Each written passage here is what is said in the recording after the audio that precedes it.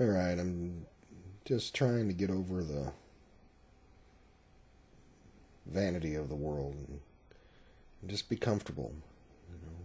Just wearing comfortable clothes. I'm not all well groomed. I'm presenting such on purpose. I'm trying to de-emphasize what the world emphasizes, which is judging people by their appearances.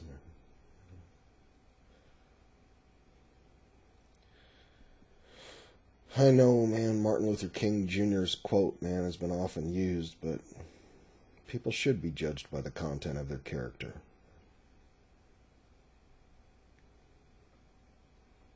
Try to get over appearances. Try to perceive people in their spirit. Try to stop looking for reasons to hate and look for reasons to love.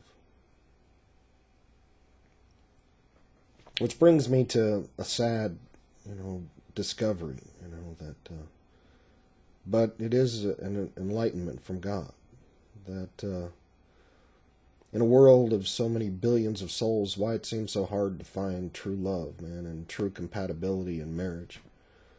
I mean, at least for me and so many that I've met along the way. And that is that God showed me that He created the Mosaic dietary laws not just with intent to what we carnally ingest, about eat this and don't eat that, but what He was saying was, observe my creation, why I call those creatures unclean and why I call those creatures clean. Each of the clean creatures have characteristics that are desirable from God's perspective, and each of the unclean characteristics of the unclean creatures are undesirable. So God is saying, observe my creation.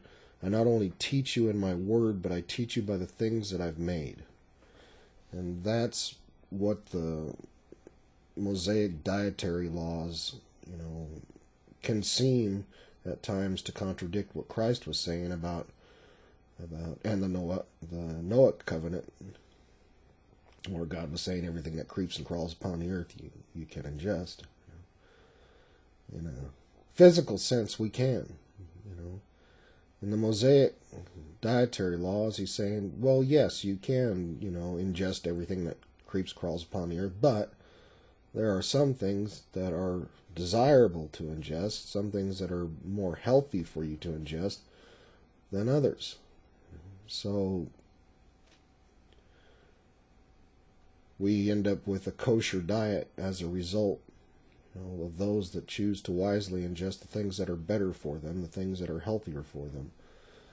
But that's not the only thing God was saying by those dietary laws. And He was saying, for us to look and study His creation. Some things are poisonous, some things are very healthy, some things are very, unhealthy. Some things have very bad or distasteful habits, and other things have very commendable habits. Much of the clean creatures are even in nature, mates, for life, single mates for life. Much of the clean creatures, are not scavengers or bottom feeders. They're not, full of toxins, etc. God's saying, when He calls the cows and that which divides the hoof, clean and chews the cud, is teaching us to meditate upon all that we experience, to really think about, to learn from. And you can read those explanations in more detail in writings such as, 1st and 2nd Clement, Barnabas, I think Thomas Aquinas touched on the same subject, that spiritually God is teaching us through His creation, right and wrong conduct by calling certain creatures clean and unclean. Which brings me to a more detailed revelation of what God taught me about why it seems at times so difficult, even in Christ, to find true compatibility in marriage and relationships. And what God showed me was that each and every person that He created is like, in the natural sense, one of those clean or unclean creatures I mean, even prior to coming to know Christ. I mean, that in our physical selves, we have personality characteristics in the physical form that he made that are similar to these clean and unclean creatures. In other words, some people are similar to deer, and some people are similar to doves, and some people are similar to snakes. You know, what I'm saying is that even in the natural self, it's difficult to find compatibility because people too generally just look at, well, I'm heterosexual, so any attractive, person of the opposite sex is on the menu as far as, for dating or for courting or for, a prospective mate for life marriage. So that's just not the case, though.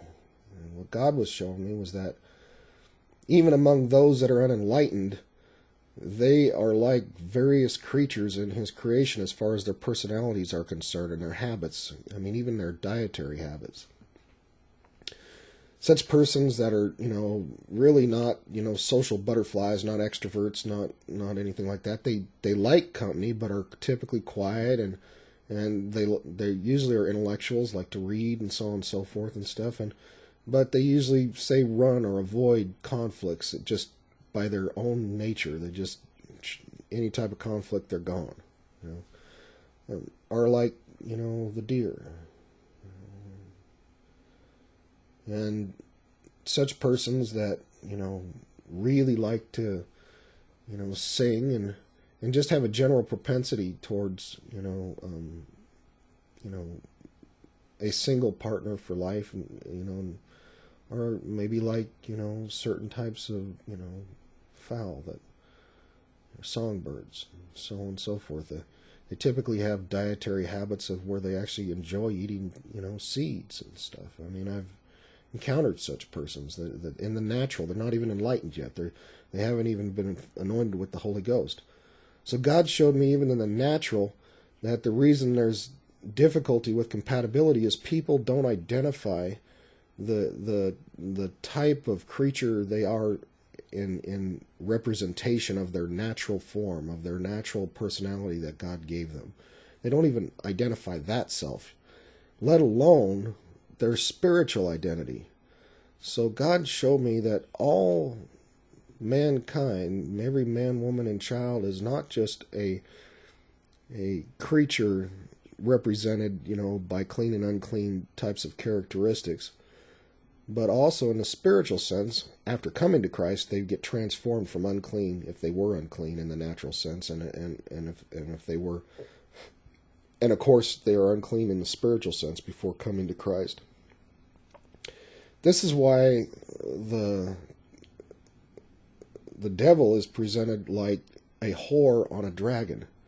In the natural sense, he's like a lizard, snake, a dragon combination that's unclean, evil, vicious, consuming, not caring about, And in the spiritual sense, he's a whore. He departs from God. He represents, all ways of life, all religions, anything that's a deception from the reality of truth of the one true God. Those are all represented in spiritual whoredoms. And so the devil and his kingdom is represented as the whore and the dragon, because spiritually speaking, he's committed whoredoms from God. He does anything and everything, and all his people do anything and everything that is apart from God and God's instructions for life. So in the natural, he's got a dragon as representative as this all-consuming, uncaring, just raping, robbing, pillaging, plundering type of entity, type of person. And in the spiritual sense, doing anything and everything but honoring the one true God in conduct and character and thought, word, and deed. So that's why he's represented as the whore on the beast, on the dragon. Okay, and then each person actually has an identity like that. Some people are like frogs on snakes.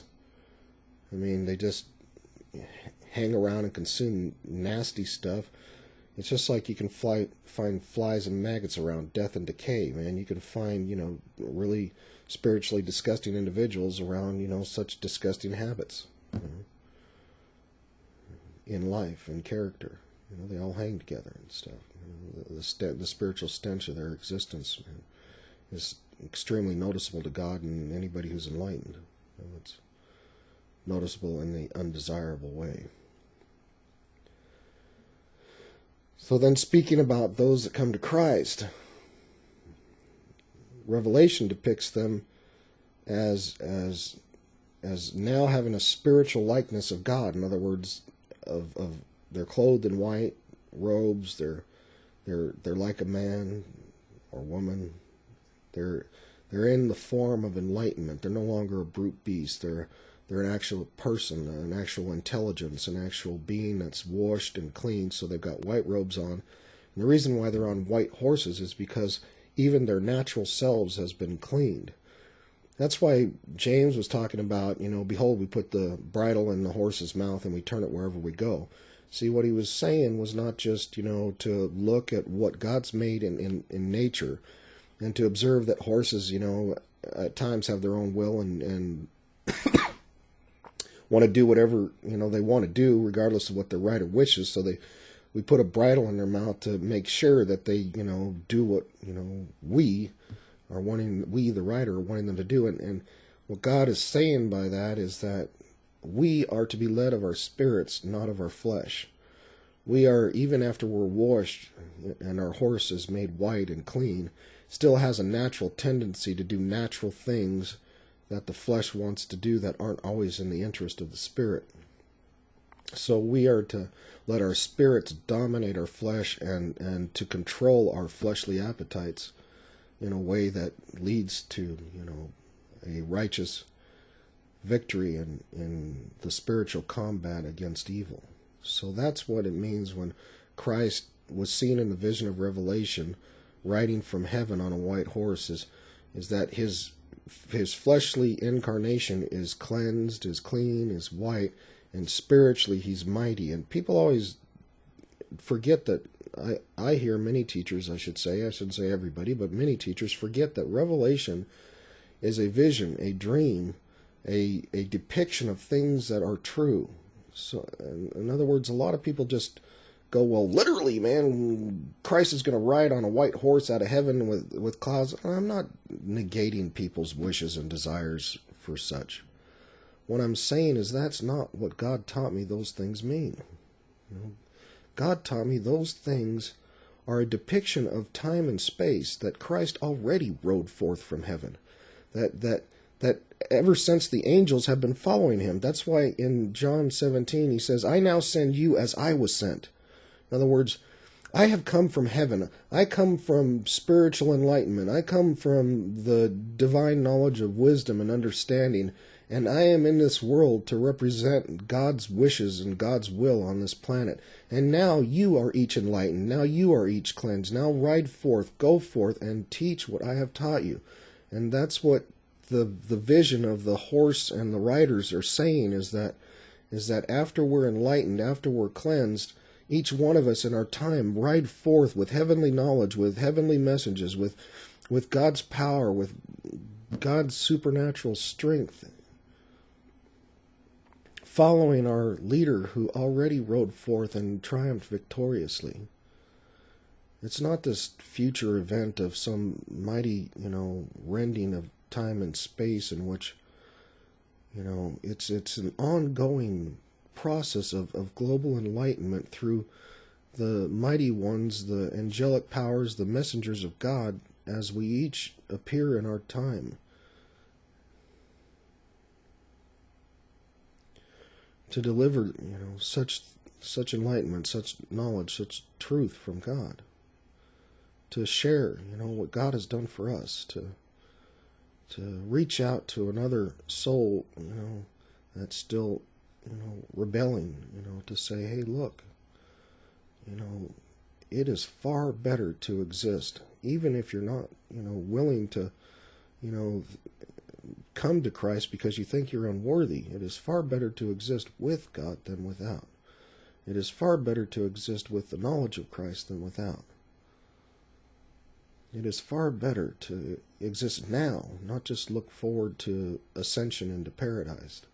To exist now with the supernatural power of God to cleanse from all unrighteousness and to strengthen you in those things that you know you can't get rid of yourself, having tried.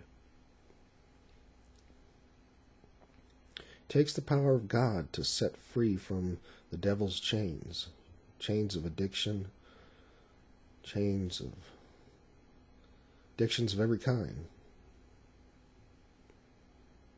It takes the power of God. And so he's enlightened and empowered each of his messengers to say, in his name, in Yehoshua's mighty name, in the